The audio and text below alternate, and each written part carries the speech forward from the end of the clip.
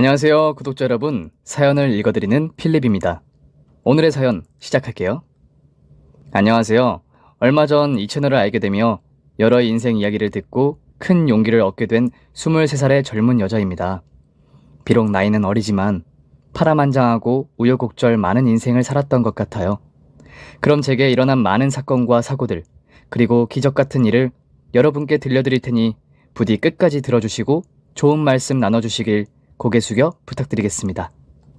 제 기억이 어디부터 떠오르는지 정확히 모르겠지만 엄마에 대한 기억이 거의 없어요. 어떤 여자의 등에 업혔던 기억이 아주 희미하게 기억나는데 그게 제가 가진 엄마의 모든 것이었습니다.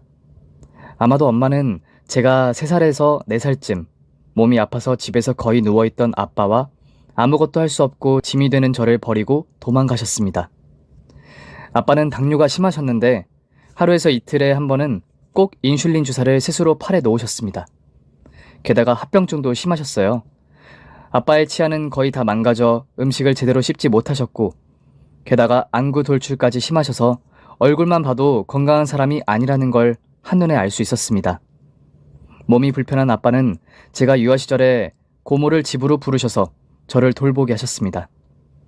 기초생활수급비로 생활했기 때문에 어린이집이나 유치원 근처에는 발도 못 붙여봤고 집에서 조금 먼 놀이터에 가서 또래 아이들과 조금 어울렸던 것 같아요.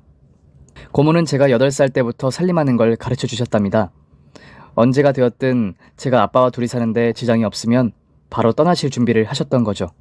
그래서 저는 고모가 떠나지 않게 하려고 일부러 쌀을 씻다가 많은 쌀을 개수구에 쏟아버리기도 했고 세탁기에다 세제 대신 락스를 넣어서 아빠 옷을 망치기도 했답니다. 초등학교 3학년 때까지 그런 실수를 일부러 했는데 어느 날 학교에서 돌아왔는데 고모는 이미 떠나고 안 계셨어요. 그때는 고모를 참 많이 원망했던 것 같아요. 왜 아무런 말도 하지 않고 저와 아빠를 버린 엄마처럼 모질게 떠났는지 따지고 싶었답니다. 그런데 지금 다시 생각해보면 꽃다운 나이에 저와 아빠를 위해 몇 년 동안 희생하고 헌신해주신 고마운 분인 걸 절실하게 깨닫고 있습니다. 그렇게 저는 소녀 가장이 되었고 10살부터 혼자 살림과 아빠를 보살피며 자랐어요. 학교에서 만나는 친구들과는 전혀 다른 인생을 살고 있던 거죠. 친구들이 집에서 싸우는 간식을 먹거나 학교 끝나고 떡볶이를 먹는 모습을 보던 게 그렇게 부러울 수가 없었답니다. 저도 그 사이에 껴서 같이 먹고 어울리고 싶었는데 나중에 제 차례가 와서 돈을 내야 하거나 간식을 준비해야 하는 날이 오면 아무것도 할 수 없었기 때문에 늘 구경만 했네요. 그래도 친구들은 대부분 착해서 가끔 놀이터에서 함께 노는 정도의 관계를 유지했습니다. 초등학교 6학년 때까지 다르지 않게 살았던 것 같아요. 학교 끝나면 집에 가서 아빠의 식사를 챙겨드리고 주부들이 하는 것처럼 살림을 다 하고 나서야 제 숙제를 하거나 공부를 할 수 있었습니다.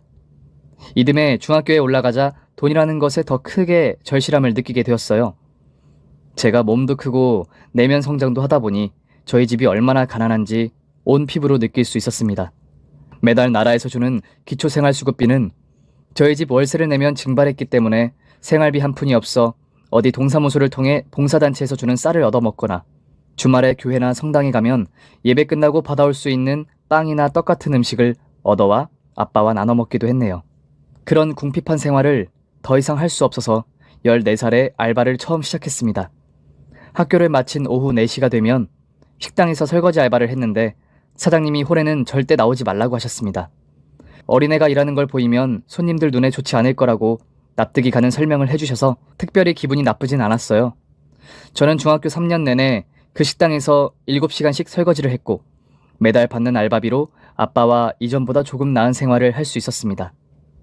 그렇게 공부는 안 하고 일만 하니 성적이 좋을 리 없겠죠?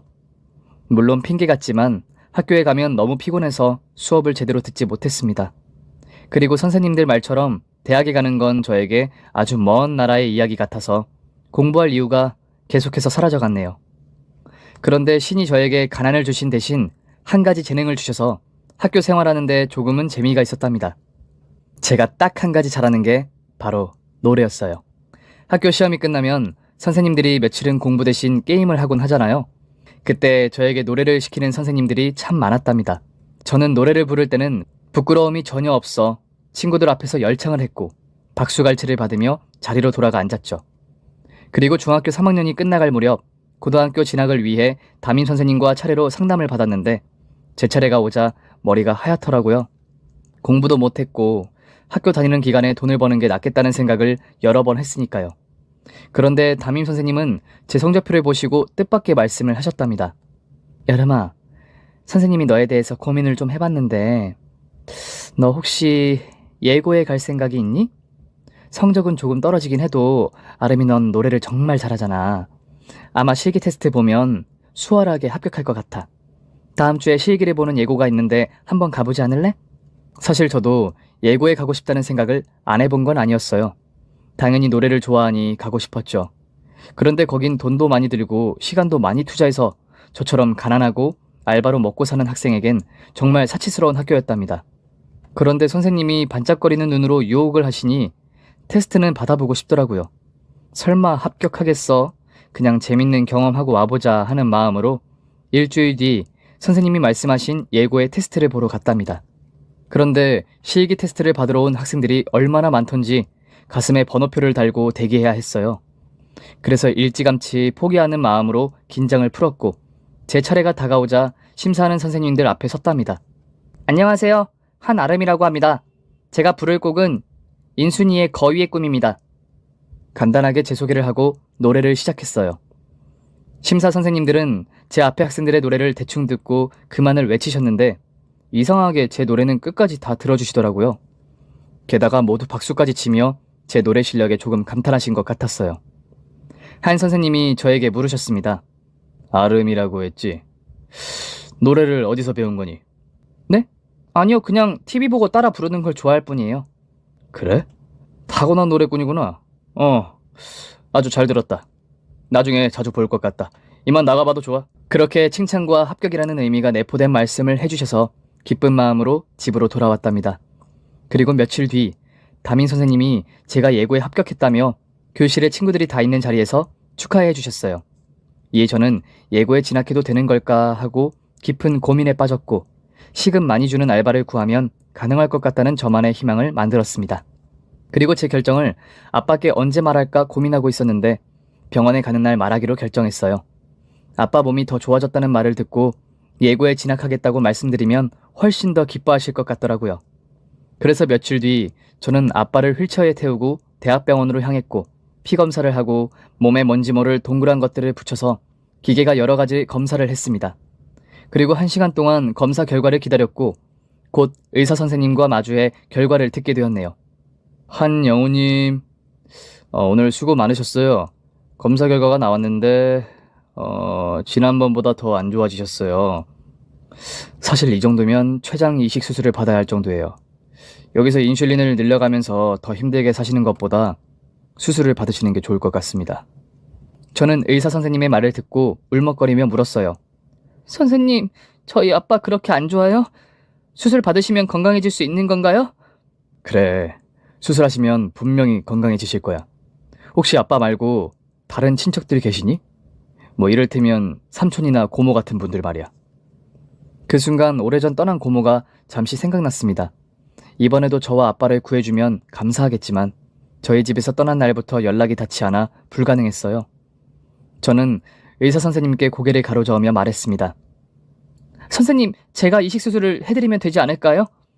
아빠는 놀란 눈으로 제 팔을 잡으며 화를 내시려고 했고 의사 선생님이 이를 말리며 아름아, 너는 너무 어려서 안 돼. 성인인 친척이 없으면 기증자를 기다려보는 수밖에 없어. 그때까지 아빠 잘 돌봐드리렴 하고 말을 끝냈답니다. 그래서 전 예고에 합격했다는 말을 아빠께 하지 못했어요. 언제 기증자가 나타날지 모르니 수술비를 마련해야겠다고 마음먹었기 때문이죠. 결국 고등학교 진학에 포기하자 아빠는 심하게 뭐라 하셨습니다. 당신 때문에 제가 고생하는 게 죽기보다 싫다고 하셨죠. 하지만 저는 늦게라도 대학에 갈 수 있으니 아무 걱정 말라고 했고 중학교를 졸업하고 수제 도넛 가게에 취직하게 되었답니다. 제 나이에는 회사에 들어가는 건 어려웠으니 그나마 시급을 괜찮게 주는 곳을 찾아 그리로 가게 된 거죠. 제가 맡은 일은 밀가루 반죽부터 도넛과 꽈배기를 튀기고 판매까지 모두 다 했어요. 사장님이 부재 중이셔도 도넛 가게가 제 덕분에 아주 잘 굴러갔죠. 저는 잘리지 않으려고 정말 안간 힘을 쓰며 일했답니다. 그렇게 1년 동안 기름 냄새를 실컷 맡으며 일하며 생활을 유지하고 아주 적게나마 적금을 들었는데 뒤늦게 사춘기가 온 건지 공부할 나이에 이게 뭐하는 짓인가 하는 회의감이 들었네요. 하루하루가 지겹고 아침에 깨지 않고 영원히 잠들길 바라기도 했답니다. 아빠가 잘못한 건 없지만 괜히 부모님 잘못 만나 이게 뭔 고생인가 싶어 가슴속으로 신세한탄을 하며 지냈죠. 그러다 보니 삶의 의욕은 점점 증발하고 우울함과 무기력이 제 어깨를 강하게 짓눌러 삶을 포기할까 하는 나쁜 생각을 가졌답니다. 그러던 어느 날 도넛 가게 앞에 서 있는 과일 트럭이 제 눈을 사로잡았어요. 맛깔스러운 사과가 반짝거리는데 한 입 베어 먹고 싶더라고요. 하지만 괜한 돈을 쓰고 싶지 않아 상상으로 그쳐버렸답니다. 이윽고 과일 장사를 하던 아주머니가 저희 도넛 가게로 들어와 도넛과 꽈배기를 하나씩 사서 테이블에 앉아 우걱우걱 드시기 시작했어요. 뭐가 그리 급한지 당장이라도 체할 것처럼 보였답니다. 그런데 그 모습을 계속 바라보니 도망간 엄마가 생각났어요. 만약 엄마가 도망가지 않고 저와 아빠 곁에 있으면 저런 모습으로 돈을 벌며 살지 않았을까라는 상상이 들더라고요. 그리고 제 미래의 모습이 아주머니와 비슷할 거라는 생각도 이어서 들었습니다. 아등바등 사는 모습이 제 얼굴과 겹쳐 보였어요. 여러 생각에 잠겼다가 정신을 차린 저는 괜히 과일 아주머니에게 미안한 마음이 들었습니다. 제가 뭐라고 감히 저 따위가 아주머니의 인생이 어떤지 제 멋대로 판단하고 있다는 사실에 너무 부끄럽고 창피했어요. 죄송한 마음이 든 저는 냉장고에 있던 딸기 우유를 꺼내 제 돈으로 계산하고 아주머니께 가져다 드렸어요. 아주머니 천천히 드세요. 체하시겠어요. 제가 주제넘은 상상을 한 걸 모르는 아주머니는 고마워요 학생. 안 그래도 목이 막혔는데 정말 고맙네. 하시며 꿀꺽꿀꺽 거리는 소리를 크게 내시며 딸기 우유를 원샷으로 마셨어요. 그리고 아주머니는 다시 트럭으로 돌아갔고 저는 조금이나마 죄책감을 덜고 일을 했습니다. 그런데 10분이 지났을 무렵 과일 아주머니가 다시 가게 안으로 들어오셨어요. 손에 뭔가 들고서 말이죠. 학생, 이거 먹어요. 별건 아니고 사과 몇 개 가지고 왔어요. 아까 보니까 사과를 뚫어져라 보는 것 같던데 어쨌든 우유값이라고 생각하고 맛있게 먹어줘요. 저는 벌벌 떨리는 손으로 사과 세 알을 받아들고 아주머니의 미소를 보자 눈물이 왈칵하고 쏟아져 내렸습니다. 감사합니다. 잘 먹겠습니다, 아주머니. 사과 아주머니는 제 눈물을 사포처럼 거친 손으로 훔쳐주시고 한마디 말을 남기고 떠나셨답니다. 우리 힘냅시다. 저는 입을 틀어막고 눈물을 흘렸고 사과 아주머니가 탄 과일 트럭이 멀어지는 걸 보며 가슴 아리를 했어요. 또 아주머니의 힘내자는 마지막 말이 제 심장을 빠르게 뛰게 하며 그동안 삭혀왔던 우울함이 거짓말처럼 사라지는 기분이 들었네요. 마치 저를 잘 알고 있는 누군가 아주머니로 변신해서 용기와 힘을 주고 떠난 것 같았답니다. 그날 이후 저에게 사과를 준 아주머니는 다시 볼 수 없었어요. 감사하다는 말을 제대로 하고 싶었는데 찾을 길이 없더라고요. 그래서 전 그 아주머니가 수호천사로 저를 찾아온 거라 믿고 가슴 한켠에 고이 모셨답니다. 얼마 뒤 저는 지금보다 나은 삶을 위한 계획을 세웠어요. 다시 열정을 찾았으니 뭐라도 할 수 있을 것만 같았죠. 그래서 제가 할 수 있는 일 중 가장 고소득이 될 만한 직업을 인터넷으로 열심히 찾아봤답니다. 그리고 국비지원이라는 걸 처음 알게 되었고 무료로 학원에 다니고 취업까지 연결해주는 시스템이 있다는 것에 매우 감동했어요. 저는 휴일날 학원을 찾아갔고 그중 여자인 제가 할 수 있는 일이 뭐가 있는지 물었답니다. 그런데 강사님은 요즘엔 남자 여자 따로 구분하지 않고 일자리를 얻을 수 있다며 가장 돈을 많이 주는 인테리어 목수를 추천하셨어요. 전 목수라는 단어를 책에서만 읽어봤지 어디 가서 구경도 못 해본지라 걱정되는 마음으로 교육을 받았네요. 그런데 하면 할수록 재밌었고 미래에 대한 그림이 그려져 이거다 하는 확신이 들었답니다. 학원 교육을 마친 저는 과감하게 도넛 가게를 그만두고 저를 가르친 강사님이 소개해준 목수 반장님을 만나 일을 시작했어요. 요즘도 그렇지만 그때도 신축 아파트가 워낙 많이 지어져서 목수들이 할 일이 태산처럼 많았답니다. 저희 목수들은 전기팀이 전기를 설치하고 철수하면 천정과 벽에 깔끔하게 몰딩 작업을 하고 문짝과 문턱 등 집안에 나무 소재로 되어 있는 건 모두 저희 목수가 제작했어요. 처음 일을 시작한 저는 반장님과 선배들의 잔심부름이나 청소, 정리와 같은 잡일만 했고 어깨너머로 기술을 배우기만 했어요. 죄다 남자여서 그런지 저에게 말을 붙여주는 사람도 없었고 뭔가를 만들라는 지시를 한 번도 받지 못했답니다. 그뿐만 아니라 저에게 자주 성적인 농담을 하셨어요. 정말 불쾌하고 힘들었지만 오갈 데 없던 저는 참을 수밖에 없었답니다. 거의 1년을 그분들과 일했는데 몸이 힘든 것보다 정신적으로 너무 힘들어서 잠들어 있던 우울증이 다시 튀어나올 것만 같았죠. 하지만 이듬해 저는 다른 반장님과 일할 기회가 생겨 그 팀에서 빠져나왔고 새로운 팀에 합류했어요. 이번에 반장님이 여자분이라 마음이 안심되더라고요. 역시나 처음 본 여자 반장님은 매우 친절했고 이전 반장님과 다르게 저에게 여러 일을 맡기셨습니다. 거의 1년 만에 처음 목재를 자르고 못질을 시작한 것이었죠. 물론 실수가 있었는데 성격 좋은 선배들이 다 고쳐주면서 아무 탈 없이 편한 마음으로 일할 수 있었어요. 그렇게 좋은 사람들과 일하니 활짝 웃을 수 있었고 출근하는 게 기쁠 정도로 삶의 의욕이 아주 커졌답니다. 마음을 활짝 열었으니 저는 반장님과 선배들에게 참 많은 수다를 떨었어요. 일하면서도 궁금한 건 참지 않고 물었고 쉬는 시간에는 팀 분위기를 높이려고 노래도 불렀답니다. 제가 예고 합격했을 때 불렀던 거위의 꿈을 부르자 다들 박수를 보냈고 반장님은 너무 놀라 넋이 나간 얼굴로 물었어요. 아름아, 너 진짜 노래 잘한다. 진짜 신이 내린 재능이야. 에이, 뭘요. 요즘 노래방 가면 이 정도 하는 사람들 세고 샜어요. 그러자 반장님은 저에 대해 궁금한 걸 물으셨습니다. 아름아, 네가 학교에 다닐 나이에 왜 여기서 일하고 있는지 물어봐도 되니? 그동안 신뢰가 되는 질문이라 참고 있었는데 어떤 사연이 있는지 궁금하다. 나만 그런 게 아니라 여기 네 선배들 모두 매일 네 얘기만 해. 어린 게 고생 많다고 너무 착한 애라고 말이야. 다른 사람이 물었더라면 대답하지 않았겠지만 지금 반장님과 선배들은 다들 좋은 사람이어서 솔직하게 대답해 주었습니다. 아, 제가 좀 어리죠? 학교에 못 간 건 집 사정 때문이에요. 엄마는 기억도 안 날 만큼 오래전에 집을 나가셨고 아빠는 당뇨와 합병증이 심하셔서 거동이 불편하세요. 그래서 가장이 된 거고 지금 열심히 일하고 있는 거죠. 또 궁금한 거 있으면 물어보세요.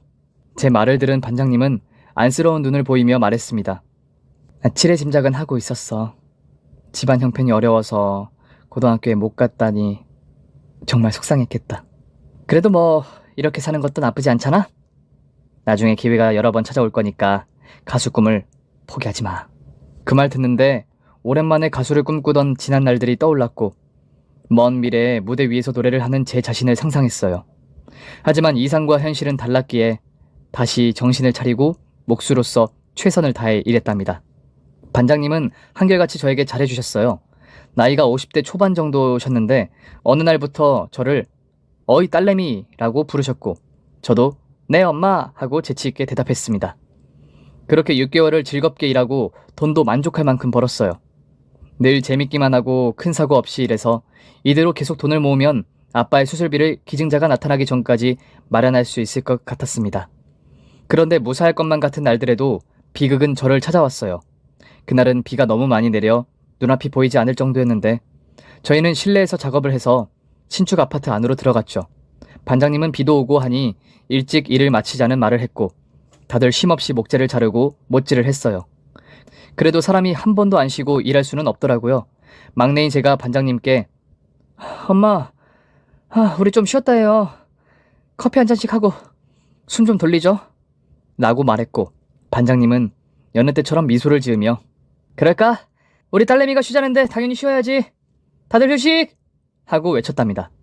그리고 제가 선배들에게 커피를 타서 돌렸고 다들 여기저기에 지친 몸을 기댔어요. 저는 창가에 다가가 억수처럼 쏟아지는 비를 구경하며 숨을 돌리고 있었답니다. 그런데 그때 바닥에 앉아있던 선배가 목재를 자르는 그라인더 켜진 버튼을 눌러 반장님이 허리를 기대고 있는 책상에 그라인더가 굉음을 내며 돌아갔어요.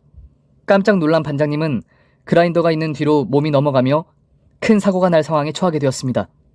이에 저는 그라인더로 향해 몸이 넘어지는 반장님을 앞으로 세게 밀어내며 다치지 않게 하는데 성공했지만 이 과정에서 제 새끼손가락이 그라인더에 닿으며 절단되는 큰 사고를 당하게 되었답니다. 이윽고 제 손가락에서는 빨간 물감처럼 피가 흘렀고 극도의 고통을 느낀 저는 소리를 지르다가 기절하고 말았어요.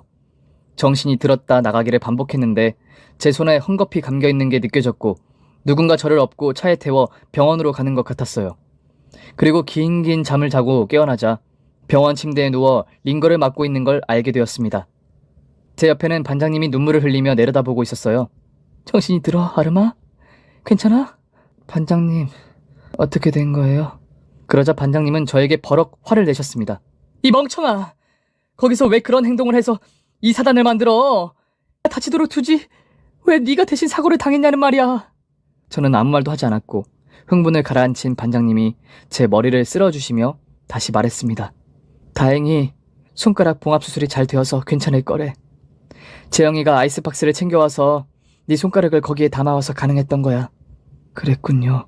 그런데 반장님이 저를 업고 왔죠? 기억이 나는 것 같아요.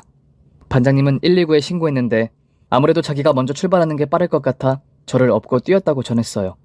고마워요, 날 업고 뛰어줘서. 그리고 무사해줘서 감사해요. 얘 봐라. 감사는 내가 해야지 왜 네가 고맙다고 하니? 저는 모두 무사한 걸 알고 나서 반장님께 농담을 던졌습니다. 엄마, 그럼 내가 생명의 은인이니까 엄마 아들 소개해줘요. 가끔씩 지갑 꺼내서 꼬맹이 사진 보시던데. 아들 맞죠? 요즘은 연상연하가 유행이라니까 내가 엄마 며느리 할래요. 이에 반장님은 피식 웃으며 이제 살만하니? 내가 너 때문에 못 산다 하고 저에게 꿀밤을 때리려는 신용을 하셨어요. 그리고 이내 아무도 몰랐던 반장님의 사연을 듣게 되었습니다. 아름아, 나도 네가 며느리가 되었으면 정말 좋겠다. 그런데 말이야, 내 아들은 이 세상에 없어. 한 10년 됐나? 남편하고 나하고 셋이 양평에 놀러 갔다가 돌아오는 길에 졸음운전하던 5톤 트럭하고 사고가 났어. 그때 남편과 아들은 세상을 떠났고 나만 살아남았지.